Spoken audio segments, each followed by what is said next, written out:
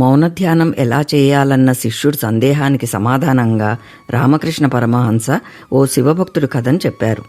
ఒకసారి బిల్వమంగళుడు అనే వ్యక్తి తండ్రికి శ్రాద్ధకర్మలు చేసి ఆ సందర్భంగా తయారు చేసిన తినుబండారాలను తీసుకొని ఒక వేసే దగ్గరకు బయలుదేరతాడు. దారిలో ఒక ఈశ్వర భక్తుడు ధ్యానం చేస్తూ ఉంటాడు. బిల్వమంగళుడు తన ధ్యాసలో తాను వెళ్తూ ఆ భక్తుడి కాలు తొక్కుతాడు. నీకు బుద్ధుందా లేదా, నన్ను తొక్కుకుంటూ వెళ్తావా అని ఆ శివభక్తుడు ఆగ్రహంతో ప్రశ్నిస్తాడు. దానికి బిల్వమంగళుడు, మనమిద్దరం దేనిని స్మరిస్తున్నామో అన్నదాన్ని పక్కన పెడితే నువ్వు నిజంగా ధ్యానంలో ఉంటే నేను కాలు తొక్కిన సంగతి ఎలా గ్రహిస్తావు అని అడుగుతాడు. ధ్యానం చేస్తే అందులో పూర్తిగా లీనం కావాలని, అది కూడా తాదాత్మ్య స్థితిలో ఉండాలన్న విషయాన్ని మర్చిపోయేటట్టు చేసిన తన అహంభావానికి ఆ శివభక్తుడు ఎంతో పశ్చాత్తాపపడతాడు.